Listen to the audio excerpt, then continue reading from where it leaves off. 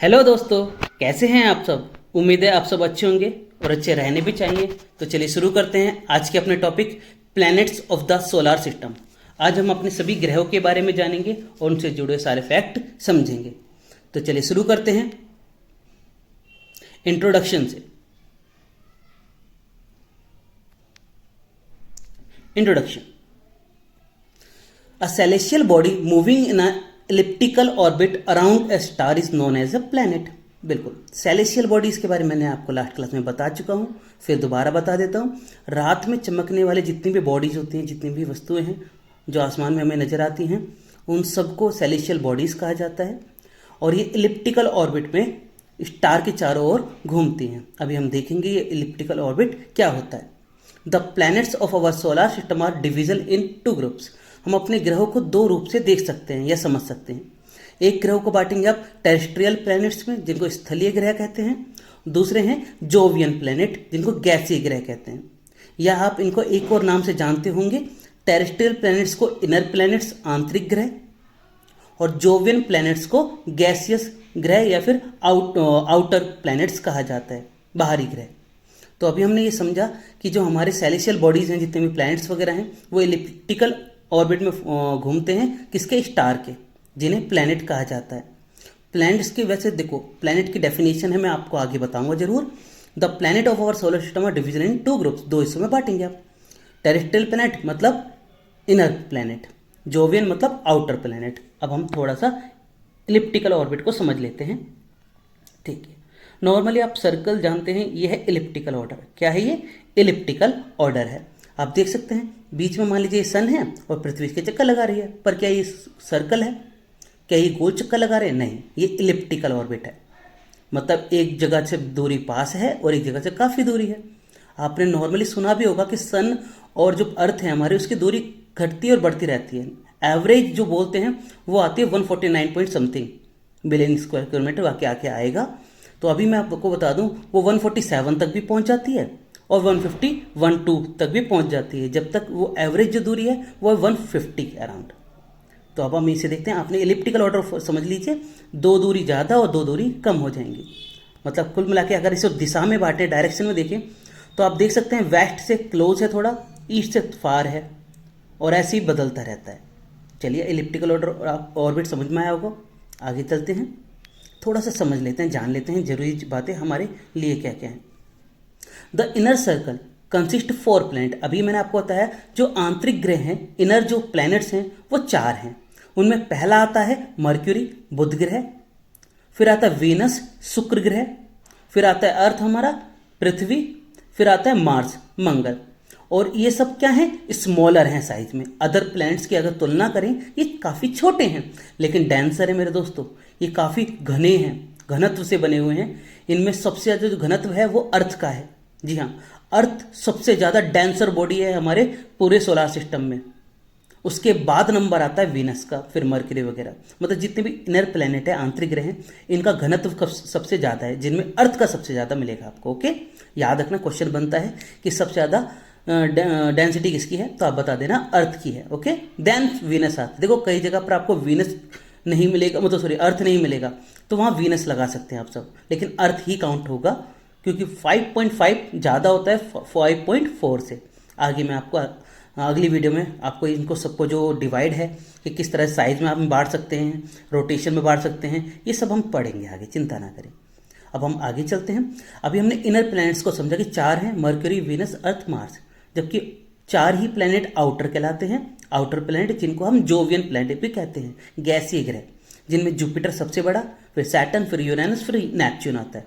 Brihaspati, Jupiter, Saturn Shani ग्रह, Uranus Arun, Neptune Varun. दोस्तों चलिए, मैंने देखो स्क्रीन पे जो सवाल पूछा है वही मैं दोबारा पूछता हूँ। जो प्लूटो ग्रह था, अब तो नहीं है, उसको डार्क प्लैनेट बोना ग्रह कहते हैं, 2006 से बदल गया। उसका हिंदी में नाम क्या है? जी हाँ, इन सब के तो मैंने आपको बता दिया। प्लूटो को हिंदी में क्या कहते हैं, यही सवाल है, जल्दी बताइए, वरना लास्ट में आप वीडियो के उसका जवाब देखेंगे। Having a large size and less dense material. अभी मैंने आपको बताया जो इनर हैं वो डेंस भी हैं, घनत्व ज़्यादा है और छोटे हैं, लेकिन जो आउटर प्लैनेट है वो साइज में बहुत बड़े हैं और लेस डेंस हैं, कम घनत्व वाले हैं। क्योंकि जो भारी प्लैनेट है हमारे आउटर वाले ज़्यादातर हीलियम और हाइड्रोजन से बने हुए हैं। तो आप कह सकते हैं कि जो जोवियन प्लैनेट्स हैं वो सन की तरह ज़्यादा और प्लैनेट्स की तरह कम हैं। आई होप आपको यहाँ तक समझ में आया होगा। कोई डाउट है तो पूछ लीजिए। आगे चलते हैं इतने। अब हम एक एक करके अपने सभी ग्रहों को समझेंगे। ओके, चलिए। द इनर प्लैनेट्स, जी हाँ, द इनर प्लैनेट्स। पहली बात, मर्क्यूरी। मैंने सिर्फ यहाँ एग्जाम पर्सपेक्टिव में लिख रखा है, अदर से मैं बोलता रहूँगा, तो अगर अलग से भी लिखना है तो आप अलग से लिख सकते हैं। बाकी एग्जाम के लिए मोस्टली यही आता है, तो मैंने वही पॉइंट यहाँ पर लिख दिए हैं, आप देख सकते हैं। तो इसमें पहला खासियत क्या है, मर्क्यूरी बुध ग्रह के हमारे स्मॉलेस्ट प्लैनेट है। जी हाँ, 8 ग्रहों में सबसे छोटा है मर्क्यूरी। क्लोजेस्ट टू द सन, बिल्कुल सबसे पास है सन के, सूर्य के सबसे पास का ग्रह कौन है, मर्क्यूरी है। लेकिन ये जियोग्राफिकली अगर हम देखें, जियोलॉजिकली ये इनएक्टिव है, बिलियंस ऑफ ईयर से, मतलब ये अब कोई एक्टिव प्लैनेट नहीं, इस पर जीवन संभव नहीं है। Having almost no atmosphere retain heat, बस आपको एक वर्ड याद रखना है जो लास्ट में लिखा है, इसके पास कोई एटमोसफेयर नहीं है। किसके पास, बुध ग्रह के पास कोई एटमोसफेयर वातावरण नहीं है। Mercury is smaller than the largest natural satellite in the solar system. हमारा जो सोलर मंडल है, सोलर सिस्टम है, उसकी सबसे बड़ी जो सैटेलाइट है नेचुरल, वो है गैनीमेड। जी हाँ, जुपिटर का जो सबसे बड़ा मून है गैनीमेड, वो हमारे मर्क्यूरी से भी बड़ा है। जी हाँ, हमारा एक मून हमारे एक प्लैनेट से भी बड़ा है साइज में। वही नहीं, टाइटन भी उससे बड़ा है मर्क्यूरी से, जो कि सैटर्न, शनि का सबसे बड़ा मून है, चंद्रमा है। तो मर्क्यूरी साइज में छोटा है। अब आप सोच रहे होंगे इसकी डेफिनेशन क्या है। देखो, मैं आपको जब प्लूटो पढ़ाऊंगा ना, तो आपको प्लैनेट्स की डेफिनेशन बता दूंगा कि कौन से प्लैनेट की डेफिनेशन क्या होती है, किस कंडीशन में प्लूटो को बाहर रखा गया, जबकि मर्क्यूरी अभी भी बना हुआ है। ओके, चलते हैं आगे चलते हैं। इनर प्लैनेट में हमारा आता है दूसरा वीनस। जी हाँ, पृथ्वी की जुड़वा वीनस। तो पहले लिखा है अर्थ सिस्टर। जी हाँ, पृथ्वी की बहन कहलाती है वीनस। अर्थ ट्विन, पृथ्वी के जुड़वा कहलाती है। इनर प्लैनेट में देखो, नॉर्मली सवाल आए कि अर्थ ट्विन क्या कहलाता है, तो आप वीनस देंगे। अगर पूछें इनर प्लैनेट में, किसमें, इनर वाले आंतरिक ग्रहों में जुड़वा कौन से हैं, तब भी आप अर्थ और वीनस देंगे। लेकिन आपसे आउटर में पूछ ले, बाहरी ग्रहों में पूछ ले, तो अरुण वरुण, तो यूरेनस और नेपच्यून। तो याद रखना आप सब, नॉर्मली यही सवाल आएगा कि अर्थ का ट्विन किसे कहते हैं, तो आप बता देना वीनस को, अर्थात शुक्र ग्रह को। इसे इवनिंग स्टार कहते हैं, इसे मॉर्निंग स्टार भी कहते हैं। तो सुबह का तारा भी और साय का तारा दोनों कौन है, वीनस है जी। ब्राइटेस्ट प्लैनेट, जी हाँ, सबसे चमकीला ग्रह कौन है, वीनस है। अभी पढ़ेंगे इसके बारे में। वेल्ड प्लैनेट, क्यों, क्योंकि यहाँ पर क्लाउड बहुत ज़्यादा है, थिक क्लाउड है, इससे इसको वेल्ड प्लैनेट भी कहते हैं। दूसरी बात आप याद रखना, मार्स सबसे पास नहीं है हमारे सबसे पास मिलेगा आपको कौन, वीनस। तो nearest planet to the earth कौन है, वीनस है, नॉट मार्स, मंगल नहीं है। हॉटेस्ट प्लैनेट, जी हाँ, ये आपको अजीब लग सकता है, पर हाँ यही है सच, ये सबसे गर्म ग्रह है। क्यों, देखो अभी पढ़ेंगे हम इसके बारे में। आप ये चीज सोचिए, मर्क्यूरी सबसे पास का ग्रह है, वो मर क्यों रही है तो मर्क्यूरी है क्योंकि बुध ग्रह सबसे पास में है सूर्य के, लेकिन सबसे गर्म ग्रह वीनस है। जी हाँ, वीनस प्लैनेट अगर हम देखें तो थर्ड ब्राइटेस्ट ऑब्जेक्ट है पूरे सोलर सिस्टम में हमारे। सन सबसे ज़्यादा आपको पता है क्या है, ब्राइटेस्ट है, सबसे ज़्यादा चमकीला यही है। उसके बाद मून चमकता है सूर्य की रोशनी से, और क्या नाम है, वीनस तीसरा सबसे ब्राइट ऑब्जेक्ट है। याद रखना, प्लैनेट में नंबर 1 सबसे ब्राइटेस्ट में सबसे चमकीला प्लैनेट में वीनस है, जबकि ऑब्जेक्ट में पूछे, अन्य सभी चीज़ों में पूछे तो तीसरा सबसे चमकीली चीज़ कौन सी है हमारे सोलर सिस्टम में, वीनस। इट रोटेट्स, बिल्कुल ध्यान रखना, 2 प्लैनेट ऐसे हैं जिनकी डायरेक्शन अलग है, उनमें से एक आपके सामने वीनस है। इनके लिए मैंने अलग से स्लाइड बनाई है, आप उसे भी दिखाऊंगा आपको। तो अभी फिलहाल इतना समझिए, it rotates in the opposite direction. जी हाँ, आप सोचेंगे अपोजिट डायरेक्शन, क्लॉकवाइज भी लिखा है, घड़ी की दिशा में। जी हाँ, क्योंकि ज़्यादातर जो प्लैनेट घूमते हैं हमारे, वो काउंटर क्लॉकवाइज घूमते हैं, घड़ी की विपरीत दिशा में। जबकि वीनस और एक और प्लैनेट है अभी जो किस में घूमता है, अपोजिट डायरेक्शन में, क्लॉकवाइज घूमता है, घड़ी की दिशा में घूमता है। अभी हम देखेंगे उसके बारे में भी। आगे बढ़ते हैं दोस्तों। इनर प्लैनेट में हमारा तीसरा आता है कौन, अर्थ। अरे हाँ, पर आप सोच रहे होंगे यहाँ तो कुछ लिखा ही नहीं है, हम इसके बारे में अलग से पढ़ेंगे। आप सब जानते हैं हम पढ़ ही इसीलिए रहे हैं। तो Earth, the only planet known to support life. जी हाँ, एकमात्र ग्रह अभी तक हमारे लिए जिस पर जीवन संभव है। इनर प्लैनेट में अगला है मार्स, मंगल के बारे में पढ़ते हैं। इसे रेड प्लैनेट कहा जाता है, लाल ग्रह कहा जाता है। क्यों? एक ही वर्ड, आयरन ऑक्साइड। जी हाँ, आयरन ऑक्साइड की वजह से हम किसको, मार्स को क्या कहते हैं, मंगल ग्रह को क्या कहते हैं, क्या कहते हैं, रेड प्लैनेट कहते हैं। क्या कहते हैं? रेड प्लैनेट कहते हैं। ओके, किसकी वजह से? आयरन ऑक्साइड के कारण, याद रखना। ओके, आगे चलते हैं। Take 24.7 hours to rotate on it axis. तो लगभग जितना वक्त हमारे अर्थ को लगता है अपने एक्सिस पर, अक्ष पर घूमने पर, उतना ही हमारा मार्स भी ले जाता है, उतना ही समय लेता है। इसलिए आप सिमिलर डेज कह सकते हैं इस पर। अब हम समझते हैं इसके फैक्ट क्या हैं। माउंटेन, जी हाँ, नेक्स्ट ओलंपिया। जी हाँ, एक माउंटेन का नाम, जैसे हमारे अर्थ पर सबसे बड़ा माउंटेन कौन सा है, माउंट एवरेस्ट, उससे भी लगभग 3 गुना, 3 टाइम्स बड़ा है, ऊंचा है नेक्स्ट ओलंपिया। अभी देखेंगे। दूसरा आपको एक और याद रखना है, कैनियंस। जी हाँ, सबसे लंबी कैनियन, बड़ी कैनियन है आपके पास कौन, वैलिस मरनरीज, मैरीनरीज। ये कहाँ मिलेगा, ये भी मार्स पर। तो सोलर सिस्टम की 2 सबसे बड़ी चीजें आपको मार्स पर मिलेंगी, एक माउंटेन और एक कैनियन। माउंटेन का नाम निक्स ओलंपिया और कैनियन का नाम क्या है, वैलीज मैरिनरीज। अभी हम इसको देखेंगे, चिंता ना करें। सैटेलाइट्स 2 हैं, मार्स के 2 उपग्रह हैं। जैसे पृथ्वी का एक है मून हमारा, जिसको लूना बोलते हैं, और हमारे मार्स के हैं 2, फोबोस डिमोस।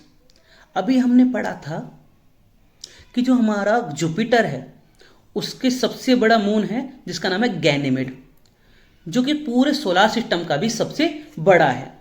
तो largest satellite in our solar system Ganymede, और smallest satellite in our solar system is Deimos, जो कि किसका एक उपग्रह है, मार्स का।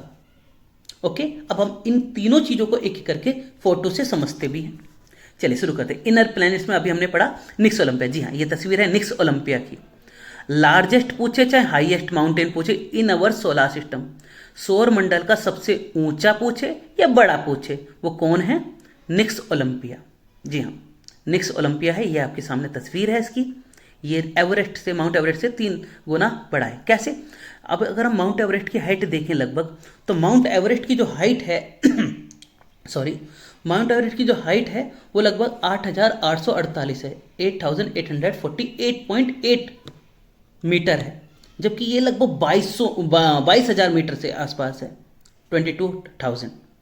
तो इस चीज़ को आपको ने समझा कि निक्स ओलंपिया, ओके, ये सबसे ऊंचा पर्वत है कहाँ का, हमारे पूरे के पूरे सोलर सिस्टम का। ओके, चलते हैं आगे।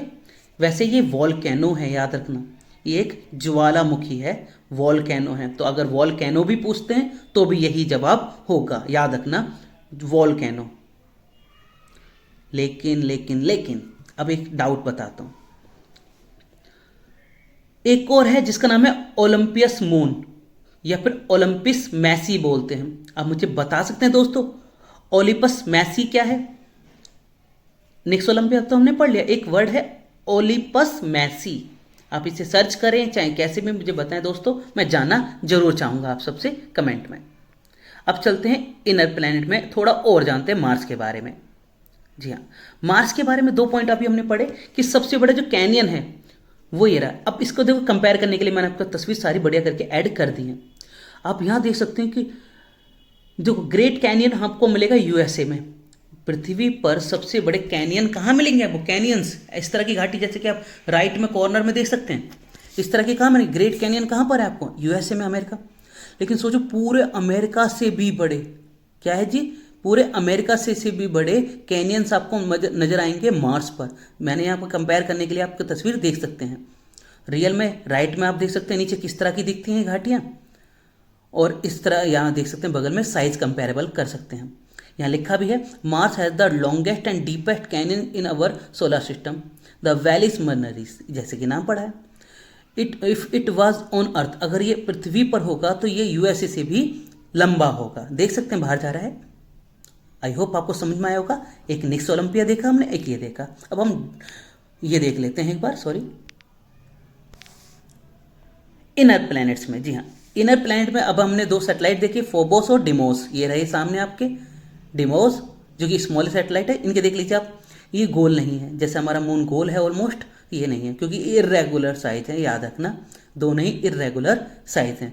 बस ये मून क्यों है, क्योंकि ये अभी भी मार्स का चक्कर लगा रहे हैं, ऑर्बिट कर रहे हैं उसे। अब बात करते हैं मार्स की। देखो आप सोच रहे हो मार्स के बारे में ज़्यादा, क्योंकि मार्स के बारे में पढ़ना पड़ेगा। आप कहते हैं ना जीवन संभव है, तो क्यों है, तो कारण तो होगा। मार्स ने जो अपना मैग्नेटोस्फेयर है, जी हाँ, जो चुंबकीय क्षेत्र है, वो खो दिया था कब, लगभग 4 बिलियन ईयर्स पहले ही। और ये कारण था लगातार सोलर जो स्ट्राइक्स हो रही थी, एस्ट्रॉइड स्ट्राइक, सोलर विंड आके टकरा रही थी। तो वहां पर एक तरह से आप कह सकते हो मैग्नेटोस्फेयर जो कि चुंबकीय, जैसे पृथ्वी पर चुंबकीय क्षेत्र है। देखो आपको समझाता हूँ हल्का सा। जो वैसे लास्ट वीडियो में मैंने आपको सोलर विंड बताया था। तो जो सौर पवन होती है जो सोलर विंड है वो आती हैं, जब वो पृथ्वी पर आकर टकराती हैं तो जो हमारा मैग्नेटिक जो फील्ड है, मैग्नेटोस्फेयर है, उस पर वो जो पॉइंट है, उसका मैग्नेट का जो पॉइंट है वो हिल जाता है, जिसकी वजह, जिस स्ट्राइक की वजह से हमारे पृथ्वी पर भी सिग्नल्स की दिक्कतें आती हैं। आपने सुना होगा ना कि कभी कभी इंटरनेट बिल्कुल लॉस हो जाता है, नेट चले जाता है, टेलीविज़न शोज रुक जाते हैं। ये सब चीज़ होती है, कारण है यही क्या, सोलर विंड। और ये बैक टू बैक हो रहा था, मार्स पर एस्टेरॉइड की स्ट्राइक्स हो रही थी, और इससे क्या हो गया यहाँ पर, तो मार्सन जो मार्स है हमारा, उसका मैग्नेटोस्फीयर वो लॉस्ट हो गया। लिक्विड वाटर नहीं मिलेगा आपको मार्स पर, कारण है लो एटमॉस्फेरिक प्रेशर, सिर्फ 1% कंपेरेबल है अर्थ के। सीजन्स की बात करते हैं मार्स, जी मार्स पर वैसे ही सीजन्स होते हैं जैसे कि हमारे अर्थ पर होते हैं, क्योंकि कारण है टिल्ट, झुकाव, कि पृथ्वी और मार्स लगभग सेम ही झुके हुए हैं, टिल्ट इनका लगभग सेम है, और रोटेशन भी लगभग सेम। ओके, तो यहाँ हमने मार्स के बारे में जाना। अब हम जानते हैं आउटर प्लैनेट्स के बारे में। इसके बारे में जानेंगे हम दोस्तों अगली वीडियो में। आई होप आपको समझ में आया होगा। अगर कोई भी डाउट है दोस्तों तो मुझे ज़रूर बताएं। जल्द ही मिलेंगे अगली वीडियो के साथ। थैंक यू एंड जय हिंद।